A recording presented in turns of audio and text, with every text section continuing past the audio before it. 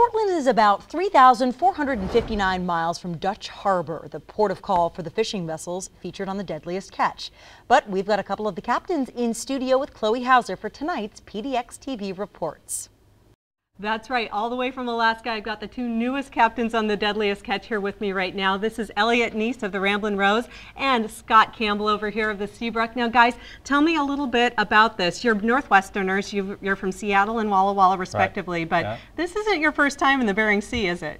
No, I've been fishing since I was 15 years old, and I think Elliot was started around the same time. So we've been out at sea probably more so than we've been on land all our lives. So it's been a great experience for us.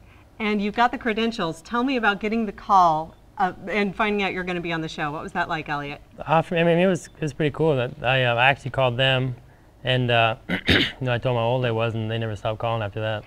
I mean, I'm 28 years old. I'm 29 now, but I was 28 at the time, and they really liked it. They really liked that. Well, now that you're both on the show, there's something I always wonder when I watch on TV. How much do the cameras get in the way? How much do they take getting used to? Quite a bit, actually. Yeah, they do.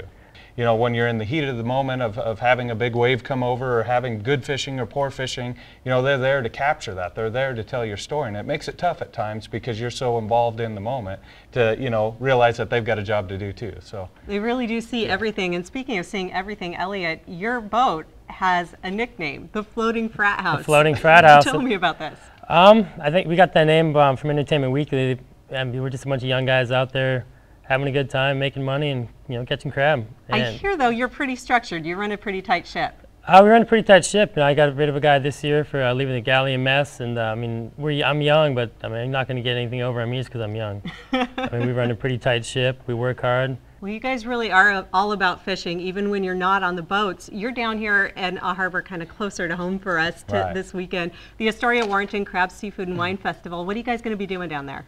We're going to be doing some meet and greets while we're down there, you know, getting to meet a lot of new people. And that's the neatest thing about the show is being able to meet all the new people, all the new fans, and having your voice heard.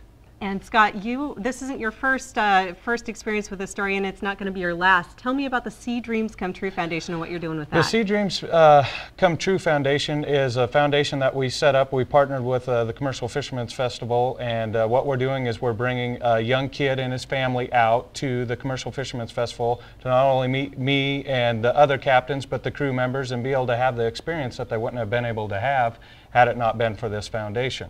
And they're going to be taking donations for that this weekend, starting this weekend. Yes, absolutely. We have a fisherman's poster that we had all the captains and crews sign up at CatchCon, and so it's going to be a nice, neat thing to do to raffle off and raise some money for Sea Dreams Come True.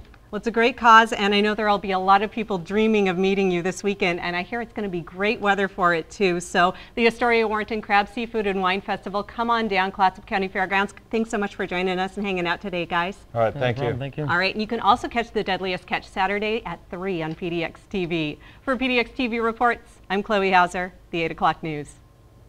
All right, Mark is back with another look at that forecast, and you're saying some beautiful weather this Sunday still, right? Yeah, it's felt kind of like the Bering Sea the last month or so. It's been really cold and windy, and it's been really rainy. But treacherous. yeah, things do go uphill. That's the good news. Let's take a live look at downtown Portland.